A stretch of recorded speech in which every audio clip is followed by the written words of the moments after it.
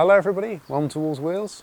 On Sunday the 16th of August 2020, I'm going to be at Festival Italia at Brands Hatch in this, the little Fiat Panda 100 horsepower. On the Sunday it's going to be on display, and so because it's going to be on display, I decided to make a few little changes to freshen it up, neaten it up a little bit. Now you may have seen my exterior video where I did little things to the exterior to make it look a bit different, make it freshen up, but this, take it to all new levels of OCD. So let's go and have a little look around and see what I've done, shall we?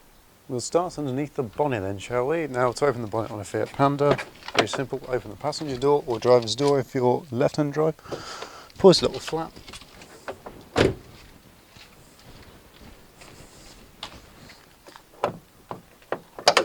And then the bonnet lifts up.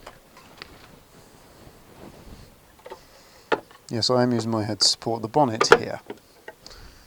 So probably the first and most noticeable thing you'll see under the bonnet is of course the painted letters and numbers on the Airbox.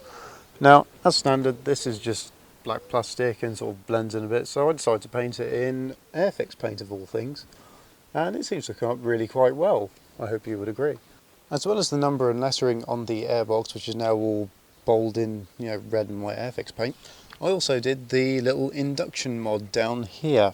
So for those of you who don't know, this is quite a well-known mod in amongst the Fiat Panda 100 horsepower scene, and yes, there is such a thing, in which it creates a little bit more induction noise when you press down the accelerator. Apparently it costs about £30. I'll have a link down below in the description about the forum where I found out this was even a mod in the first place. I will say this came on the car when I bought it, so yeah, it's staying for a little bit because it adds a little bit of character to it as well. So what I've done to freshen that up is I have given it a clean up, believe it or not, but it's gotten mucky since, so I'll give it a quick wipe over again before taking it to the show on Sunday. But I've also wrapped up the aluminium pipe in this carbon fibre vinyl thing. So basically what it does is freshen it up a bit, because the aluminium on here, the bits that have been out in the elements, so this little area here, had all got sort of a bit weathered and pitted from stones and stuff like that, and it didn't look very nice. So what I've done, just wrapped it in the carbon fibre vinyl, which I think freshens up quite a lot. Now Pogo is the name of the Fiat Panda, so what I've done is just had a little vinyl Pogo sticker put on here, which is quite neat, isn't it? All little touches.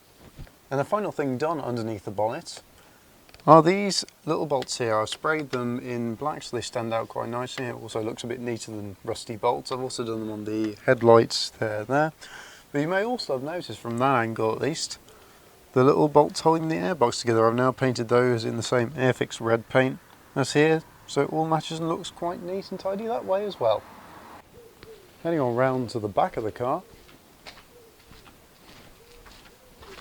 Ooh, what have we done round here? Well, actually not a lot really. So around the back, not really much has been done to be honest, other than a little bit of surface rust repair. Now there was quite a bit of surface rust on here, but I've sanded all that back and sprayed it up, so that all looks quite neat and tidy again. In the back here we've got these little show plates, so I've got this little Pogo one to go in the front window of the car, and this one here to go in the back window. This I actually got when I was on holiday in Italy in Rome last year, so I thought it was a nice little touch.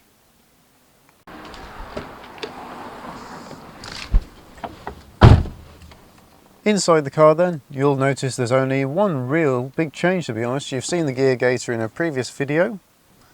What I've done is I've done the Fiat gear knob cap. It all looks quite neat, doesn't it? So what I've done with this basically is taken it off. It needed a bit of a respray anyway. So I've taken it off, sprayed it in white. This is Fiat White 249 by the way, so it's another Fiat Panda colour. I've also sprayed the top in a little Rover black circle, which looks quite neat, and the numbers are also painted as well to give it that sporty look.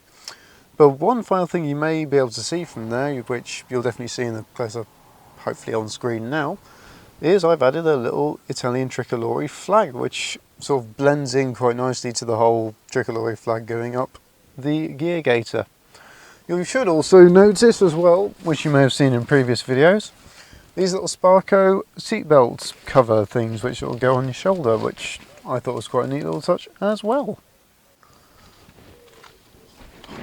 I will say at this point it does need a bit of a hoover out as well, so I will be doing that this afternoon.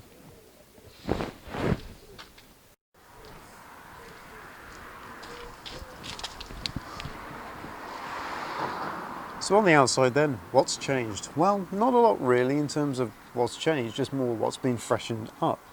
You see, on the outside here, I've gone around and re-blacked all of the plastic trim so they're no longer a sun-faded grey, so that really brings them up and gives quite a good contrast to the red actually. Big old bumblebee. Over here, on the number plate, I've added these little caps for the number plate bolts, or screws, whatever you want to call them, so they look a little bit more in sync with the rest of the plate colouring.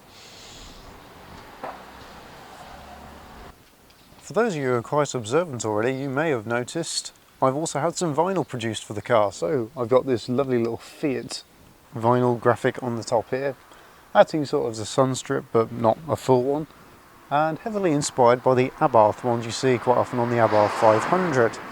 I've also got some little Instagram, Twitter tags on the rear side windows, so if you see the car at all, feel free to tag me. I'd like to see your pictures.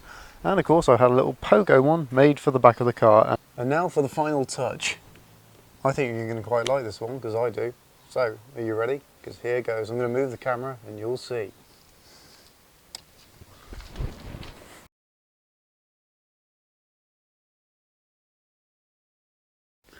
And that little switch down there is what turns the badge halo on and off. It's all been properly wired in this, you see. That's what's been done to the Fiat to make it all ready for the Festival Italia at Brands Hatch Show this very weekend. I hope you quite like some of the things that I've done to it. The only things left to do now is of course give it a wash and of course to hoover out the inside. So I'll be getting on with that this afternoon, but you don't need to see that process, do you? Now of course there's one thing left to answer. Why is the Fiat called Pogo? Well, you see, it's a very simple answer, it's not a very long-winded one. The suspension on these particular cars is not the most comfortable. It's quite hard and obviously stiff and sporty, which rather fits in with the character of the car. So Pogo is the nickname given because it bounces around like a little kangaroo on the back roads, which of course is always very fun. Anyway guys, that's it for this video. I hope you've liked what I've done.